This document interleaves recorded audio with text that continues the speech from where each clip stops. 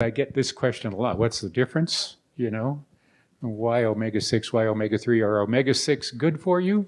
To a point, yes. There are essential omega-6 fatty acids, okay? And by their essentiality, that means without them, you've got some sort of deficiency. So yeah, they're essential. There are essential omega-3s as well. So let's take a look at what's going on here. The problem is not the 6 or the 3. The problem is the imbalance. It says both omega-6 and essential fatty acids, bioactive lipids, critical inflammatory balance. So here's how it works. You've heard me say this before, so I just thought I'd bring it again. Omega-6 fatty acids are considered pro-inflammatory, okay? Which is fine because you have to have something that heats you up, otherwise you get very cold, okay? Omega-3 fatty acids are anti-inflammatory. They inhibit inflammation. And that's how we are able to stay at a pretty steady temperature, pretty steady state of temperature. Our biochemistry isn't going so fast we're burning up or going so slow that we're freezing. Okay, it's a nice balance, and it's driven by the prostaglandin cascade, which has 2 arms, and one arm of the prostaglandin cascade is omega-6 dependent, and the other is omega-3 dependent. So they're both needed.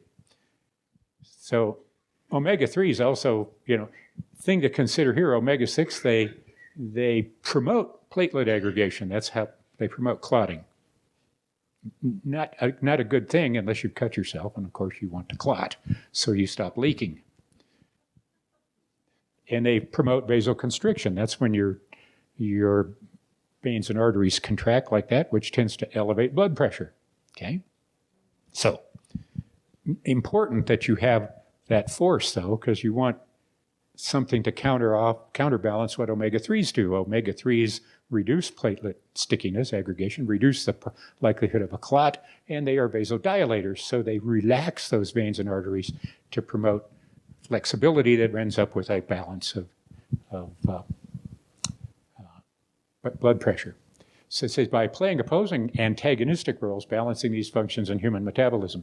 So how much do we need for metabolic balance? Scientists believed at the beginning of the agricultural revolution, when we actually got to where we had food to eat every day, okay, that the ratio was somewhere between 4-to-1 and 1-to-4.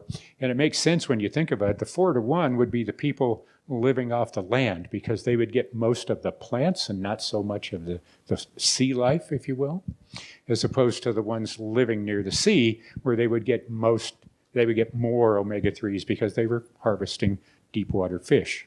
In the middle of Nebraska, you can grow a lot of things, but you're not going to find many salmon to catch in the water there. Okay, so those people, the data actually ties back to where they were. Okay, scientists believe that the perfect O6-O3 ratio is 1 to 2-to-1, meaning 1-to-1 for each omega-6 you have an omega-3, or 2-to-1. You have 2 omega-6 per omega-3. So that sort of balance is what biochemically we think is the best sort of balance. So where are we? Well, how did we get here? We're getting progressively worse. Pre-industrial revolution, when we looked at the food supply then that we were eating back in the 1700s, 1800s, off the farms and so on, the ratio was about 2-to-1, omega-6 to omega-3. By 1939, when we first started tracking this data, it had jumped to 8.4-to-1. So you can see we get a little fire going there. By 1985, it was 10.3 omega-6 to every omega-3.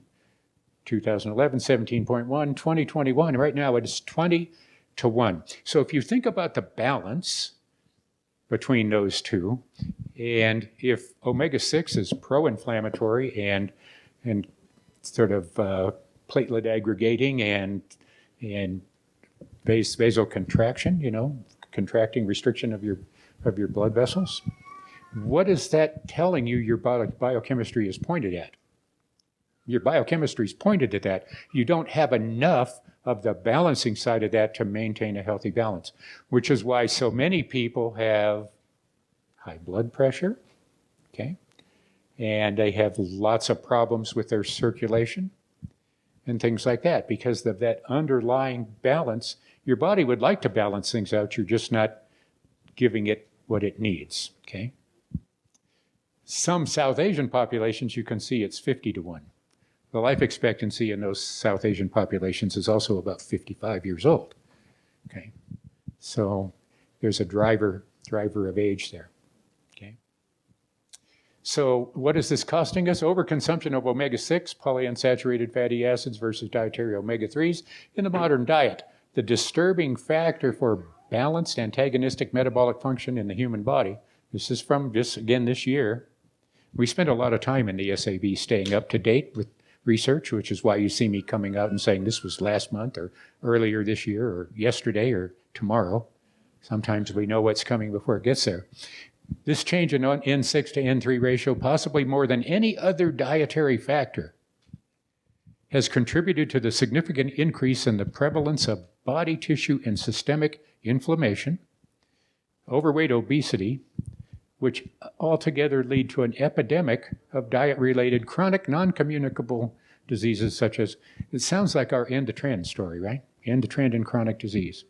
Because and they're saying that the omega-6, omega-3 imbalance is the single most important driving factor behind that. Now, these are lipid researchers, okay?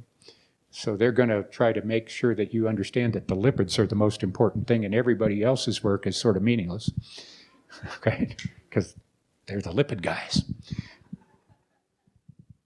But if you think about it, that starts to make sense. I don't know how neurodegenerative diseases got blocked out there, but look at hypertension. We can get that, cancer, type 2 diabetes, arthritis, and other autoimmune and possibly neurologic diseases. You know, if you look around at the data, there's a lot more autoimmune disease present in our population, probably diet-driven, okay? Probably to a great degree diet-driven. Uh-oh, I'm back. So how do you fix it? You've seen this picture before. You know, you cut back on this stuff and you increase this stuff. Now, again, omega-6, it would be impossible for you to eliminate it from your diet, and you wouldn't want to because it's everywhere. So it's not the naturally occurring omega-6 fats that you would get from eating whole grains or something like that. It's the industrialized version of that. Just like the natural sugars in fruit are good for you, the natural lipids, omega-6 lipids in grains and so on are good for you. It's the industrialized version of that that's bad for you. It's these little Franken-nutrients that they create out there. And then they overload the system with it, you know, because it's cheap. It's cheap. These things, these industrial-made products are cheap. And, you know, industry, sadly enough, that's their stick, right? They want to give you, you know, a giant cheeseburger and 10 pounds of fries and a big sugary beverage and make a profit selling it to you for $1. That's their game plan, right? And that isn't going to work.